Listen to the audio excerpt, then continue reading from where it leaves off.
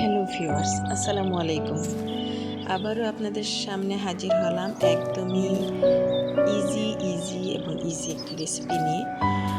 আমার রেসিপিগুলো আসলে এরকমই। আমি মধ্যবিত্ত ফ্যামিলির মানুষ।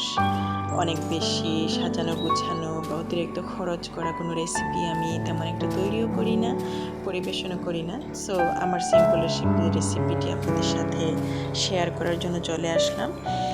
আমি আজকে রান্না করেছি মূলত মিষ্টি আলু, সামুদ্রিক শুটকি দিয়ে, তারপর কলমি শাকের একটা রেসিপি। চলুন তাহলে রেসিপিটা শুরু করি। এখানে দেখতে পাচ্ছেন আমি একটু মোটা করে কলমি শাক কেটে নিয়েছি, সাথে নিয়েছি এখানে 3 ধরনের শুটকি, মিষ্টি আলু নিয়েছি আমার পরিমাণ মতো শাক অনুযায়ী, অল্প একটু ধনেপাতা রসুন থেতু করে নিয়েছি, ছোট দুটো পেঁয়াজ কুচি করে নিয়েছি, আর নিয়েছি এখানে হলুদ, মরিচ গুঁড়া আর হলো লবণ পরিমাণ মতো, অল্প একটু সরিষার তেল ইউজ করব। এই হলো আমার উপকরণ।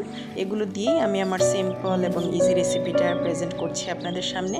প্রথমে আমি একটি হাঁড়ি বসিয়ে দিয়ে পরিমাণ মতো পানি দিয়ে দিলাম পাতিলে, তারপর চুলাটা জ্বালিয়ে দিয়ে আমি প্রথমে মিষ্টি আলু এবং একে একে শুটকি, পেঁয়াজ, তারপর রসুন, মরিচ, লবণ, হলুদ গুঁড়া দিয়ে আমি একটু ঢেকে দিয়ে কিছুক্ষণ অপেক্ষা করছি, মিনিট খানেক একটু পানিটা যখন গরম হয়ে আসলো তখন আমি সরিষার তেলটুকু দিয়ে আবারও ঢাকনা দিয়ে 2 মিনিট অপেক্ষা করে তারপরে দেখতে পাচ্ছেন তরকারিটা বলক উঠে আসছে।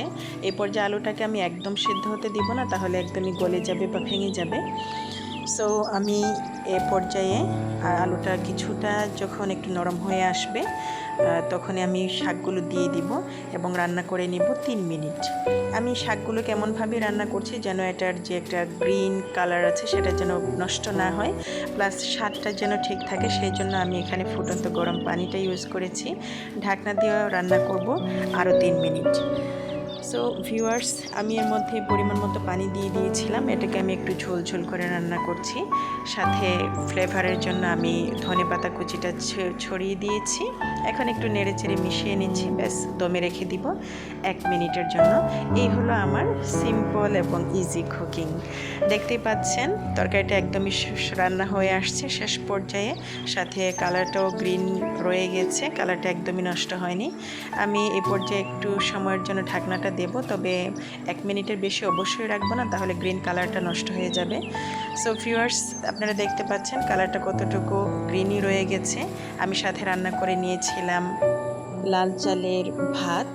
তো আমি এটা দিয়ে এখন খাবারটাকে পরিবেশন করব। খাবারটা মূলত আমার ছোট্ট 2টি ছেলে আছে, 5 বছর এবং প্রায় 2 বছর বয়সী, ওদের জন্যই সার্ভ করব। আসলে খাবার আপনি যাই রান্না করেন না কেন, আপনার খাবার যদি স্বাদ হয়, অর্গানিক খাবার হয়, তাহলে সেটা যে কোনো বয়সের বাচ্চারা খেতে পারবে বলেই আমি বিশ্বাস করি।